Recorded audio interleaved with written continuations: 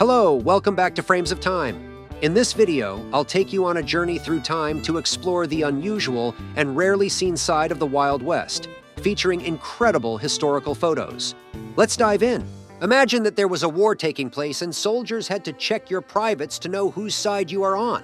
Weird, right? Well, this was the reality for people during the 1971 Bangladesh War of Independence. In this picture, you can see a soldier standing with a serious expression as he checks if a man is circumcised. The man being examined looks nervous, almost shocked. This act was a tactic used during the war by both sides to try and identify whether someone was Muslim or Hindu, as religious identity often determined where people's loyalties were thought to lie. But for this widower, vengeance was his #1 priority. He was a normal man until tragedy struck. In this picture, John Jeremiah Johnson stands like a ghost of vengeance itself, his full beard and piercing eyes harboring a pain beyond words. His once peaceful life was shattered when his wife was mercilessly executed by a Crow warrior. From that day forward, John launched a mission to kill every Crow he met. But he didn't just stop at taking lives. He devoured their livers in a haunting ritual of vengeance. This dark quest earned him a name whispered in fear across the Wild West, Liver-Eating Johnson. But it gets even weirder in this next picture. In the Wild West, there were hunters, and there were extraordinary hunters. This group of rugged men, standing against a jagged backdrop of the Four Peaks Wilderness in Arizona, was captured forever in this grainy photo from 1908. These were trappers and hunters, drawn to one of the most treacherous corners of the Southwest, Browns Basin. What would drive someone to risk it all, trekking into a place so unforgiving? With rifles slung over shoulders and faces hardened by the desert sun, they posed with pride and maybe a hint of defiance. Now, can you imagine being transported around town by a cow? That looks like a cow, right? Well, that's also a school bus. Yep, you heard that right. In this photo, which was taken in 1907, 7 kids are lined up in perfect formation on the back of a sturdy old cow, waiting for their ride to school. Sounds unbelievable? Well, that's just a slice of Wild West ingenuity for you. These kids are all sitting calmly, looking more than ready for their unusual journey. And the cow? It's about taking these children to school and back home. Strange times, strange solutions, and strange women too. She was a different breed. Here, Annie Oakley is perched confidently on a powerful horse, rearing up on its 2 hind legs, like she's completely unfazed by the wild energy beneath her. She looks fearless and right at home.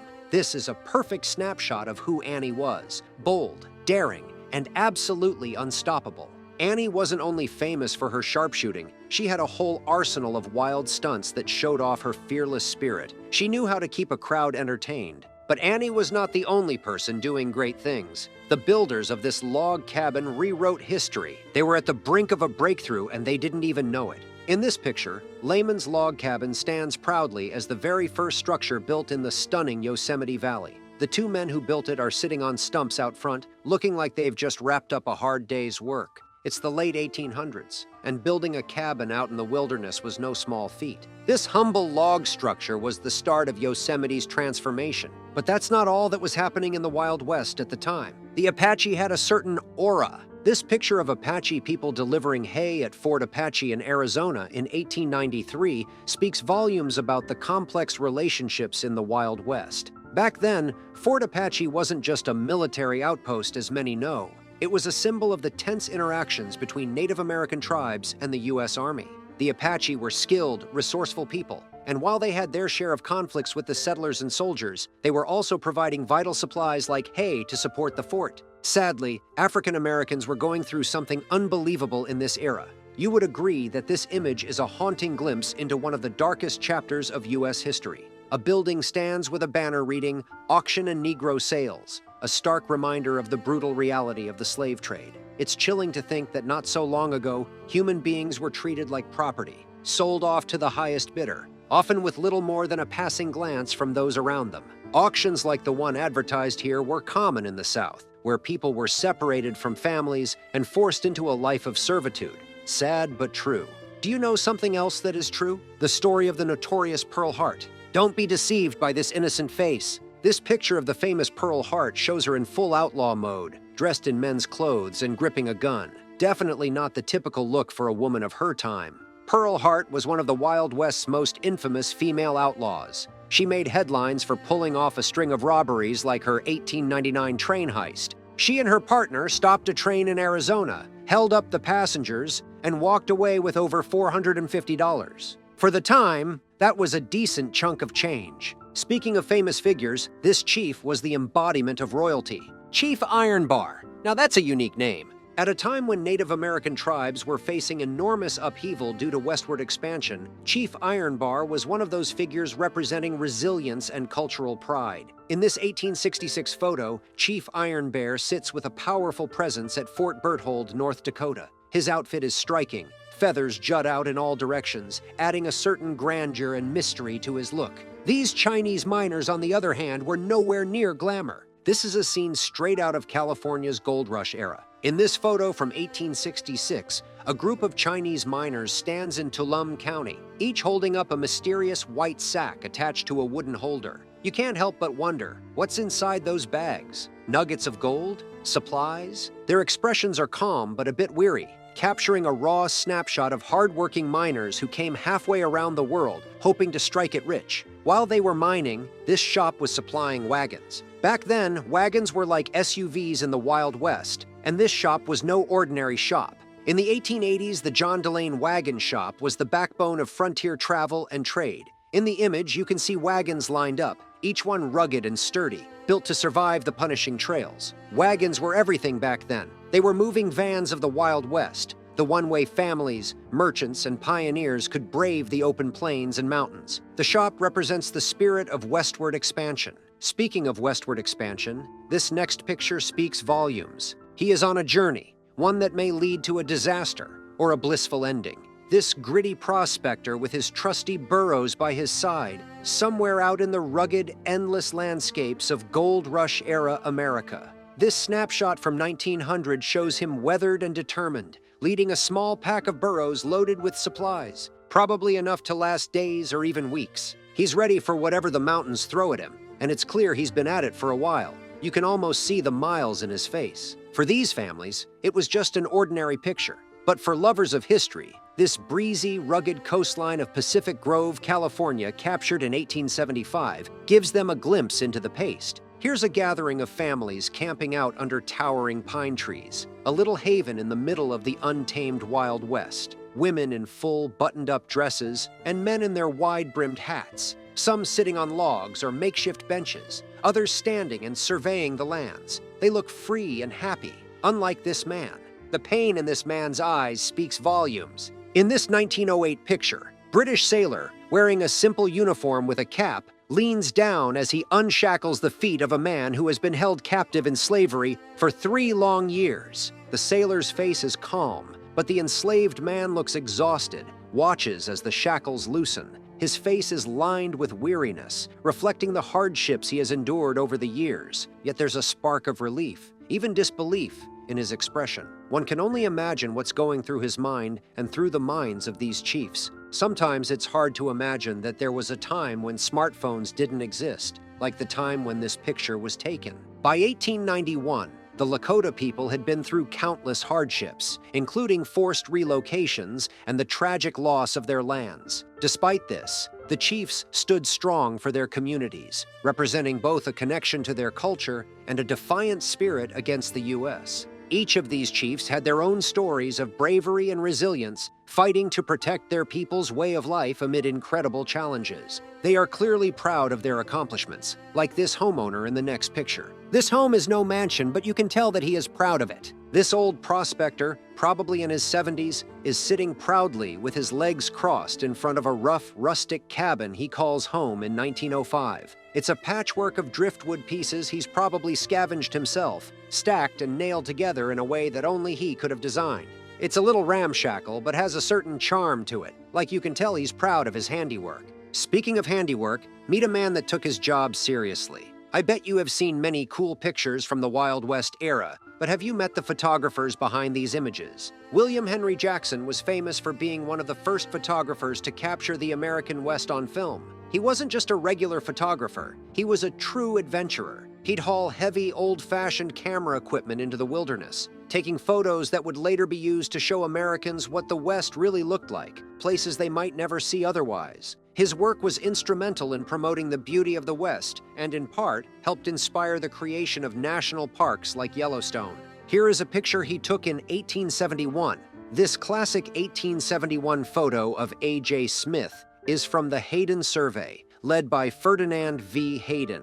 It was a government-backed expedition that aimed to explore and map the vast, uncharted lands of the western United States, specifically targeting areas like Wyoming, which would eventually become Yellowstone National Park. This time was significant because America was coming into its own, expanding westward after the Civil War. Surveys like Hayden's provided crucial scientific data, documented natural wonders, and laid the groundwork for the national park system. But this group of people clearly had no business with surveys. Are they a family or just members of a community? In this 1888 photograph by John C. H., a small group stands near an Indian tent, providing a glimpse into the daily life and traditions of Native Americans in the late 19th century. This image clearly captures an interesting time in history. By the late 1880s, Native American communities were experiencing drastic changes due to U.S. government policies that aimed to assimilate them into American society and confine them to reservations. You can almost feel a quiet resilience, a connection to tradition and identity, despite the pressures to change. Speaking of change, this next picture is worth seeing. This moment is more special than you think. Why, you may ask? Well, this picture of a group of miners workers leaving a mine shaft in Virginia City, Nevada, tells a story of what was happening at the time. Virginia City was famous for the Comstock lode, one of the richest silver deposits ever found. Discovered in 1859, the Comstock lode kicked off a silver rush that drew thousands of miners, prospectors, and dreamers to Nevada, turning the state into a booming center of mining and wealth. Ever heard of the words "Buffalo Soldier"? Here is where it originated from. This looks like a scene from a movie, right? Well, it's not. This is from the year 1900, and Buffalo Soldiers of the 9th Cavalry stand tall at the Presidio in San Francisco, going through their final inspections before shipping out to China. You can feel the intensity in the air. They're on the brink of an international mission. These African-American troops who'd earned their stripes through bravery and grit. So why were they headed to China? This was during the Boxer Rebellion, a massive uprising against foreign influence in China. The U.S. joined an international force to protect its interests, and the Buffalo Soldiers were called up to represent the nation overseas. These next group of people were fighting, but for something different. These days, buying a piece of land is easy, as long as you have the money to buy it. But back then, people had to fight for a chance to settle in choice areas, like the people in this picture. This was the Oklahoma Land Run, a chance for people to claim a chunk of land for free as long as they could get to it first and settle on it. The U.S. government had opened up this land that had previously reportedly belonged to Native American tribes. So when the cannon blasted, it was like the starting gun of a chaotic, dusty, anything-goes sprint for opportunity. This die-hard attitude was the same attitude this man had. Ever met a classy gambler? This is Doc Holliday back in 1879, looking sharp as ever in a suit that could probably stop traffic in the Old West. Now here's what's crazy. This guy was actually a dentist. He started out fixing teeth before he turned into one of the most notorious gamblers and gunfighters of his time. Doc was said to be best friends with Wyatt Earp and ended up at the famous gunfight at the OK Corral. There is something mysterious about him, like he's got a story or two that he's not telling. But if you think he is cool, you have not met his wife. In an era when most women were supposed to stay in the background, Kate was out there doing her own thing, running businesses and living life on her terms. She ran a few saloons and boarding houses over the years. Kate was tough as nails and fearless, just like Doc. She was originally from Hungary, and somehow she ended up in the wild, chaotic world of the American West, where she crossed paths with Doc. They had this intense, on and off relationship full of passion, fights, and drama. Kate was not afraid to be the only woman seen in these kind of gathering. If you're wondering why these people are celebrating, you're about to find out. It's 1869, and a huge crowd is gathered around, celebrating one of the biggest achievements of the time, the completion of the first transcontinental railroad. In the image, you can see workers, railroad executives, and townspeople all packed together, smiling and just buzzing with excitement. Why? Because they just connected the East and West Coasts by rail for the very first time. This was a massive deal. People no longer had to trek or use wagons. They could just hop on a train and travel. Imagine standing at the edge of this massive Red Rock Canyon in 1873 Canyon de Chelly. This place is in northeastern Arizona, and it's one of those landscapes that just takes your breath away. Sheer sandstone walls, towering cliffs, and these narrow winding paths that seem like they've been carved straight out of the earth. But the truth is that Canyon de Chelly isn't just any canyon. It's been home to indigenous people for centuries, starting with the ancient Puebloans, and later the Navajo. Although there is not much going on here, this next picture captures busyness. What's interesting about this is that it's a moment frozen in time from the height of Montana's mining boom. At the time, the state was a major player in the silver rush, with places like Butte and Helena attracting people from all over looking to strike it rich. So these guys were likely part of that massive workforce digging into the earth in hopes of finding wealth beneath their feet. There they are, standing in front of the mine, probably proud of what they were doing, even though they were likely taking on a lot of risk to do it. The church you're about to see certainly took some risks while spreading their message. Although not a mega church, this church had more impact on people than many churches do these days. The old mission church in Pueblo, New Mexico back in 1873 was definitely a cool part of history. This place had been around for a while by then, dating back to the 1600s, and it was a center of life for the local Native American and Spanish communities. It was originally built as part of the mission system, with Spanish settlers aiming to convert and settle the native Pueblo people. Basically, the old mission church was a place where history and culture collided. Well, it seems like Jen Custer collided with something dangerous in the next picture. Here you've got General Custer and Colonel Ludlow, two tough military figures, standing there with a massive grizzly bear.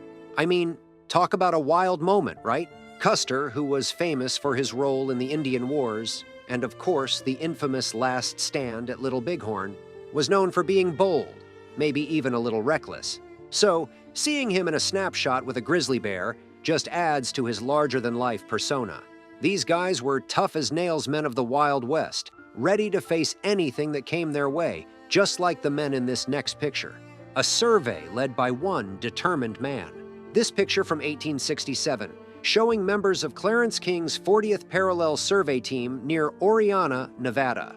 Now, if you've never heard of Clarence King, know that he was actually a pretty big deal back in the day.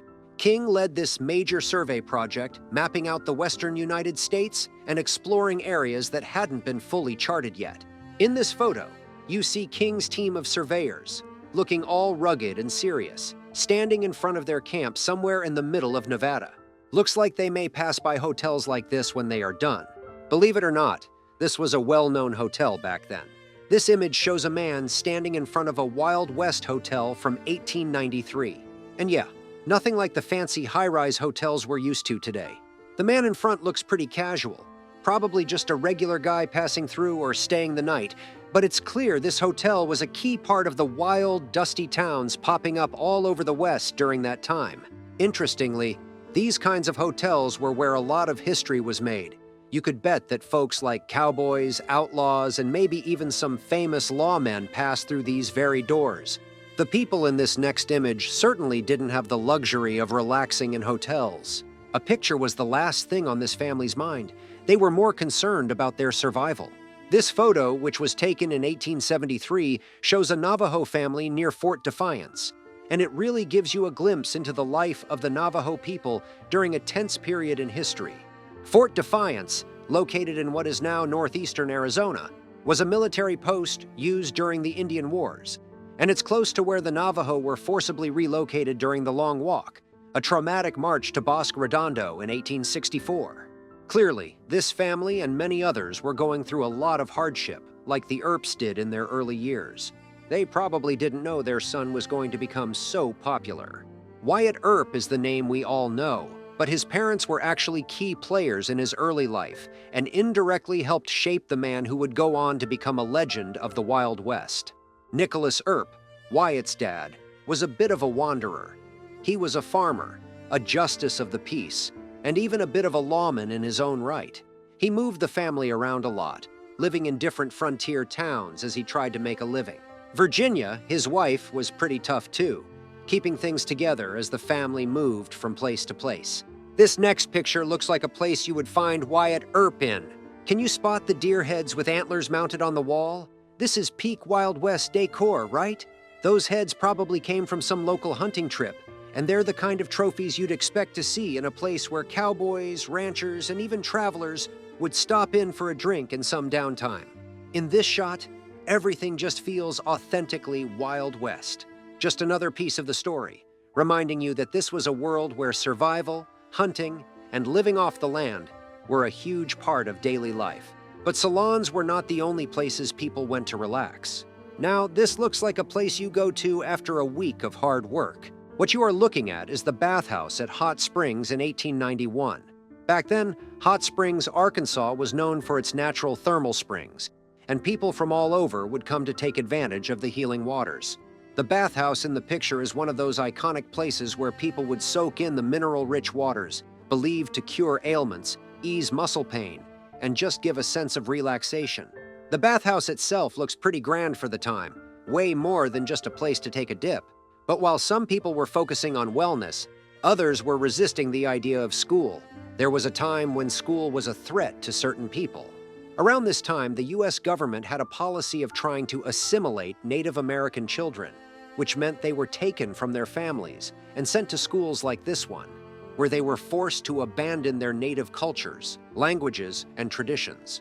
Instead, they were taught European American ways, like how to speak English, how to dress in Western clothing, and how to adopt Western values.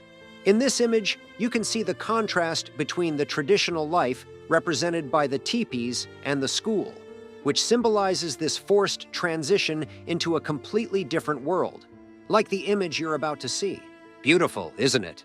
This picture captures natural rock formations at Pyramid Lake, which look almost otherworldly, like something out of a sci-fi movie.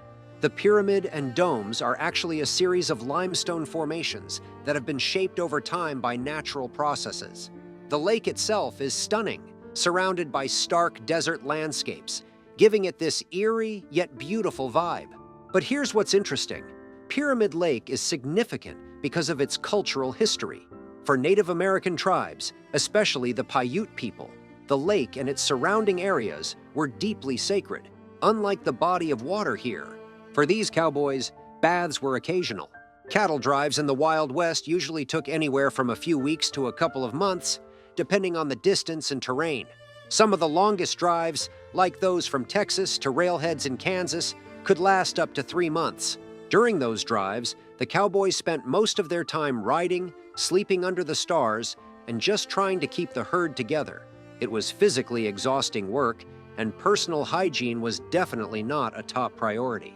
So when they finally had a chance to clean up, it was a big deal, probably a huge relief too.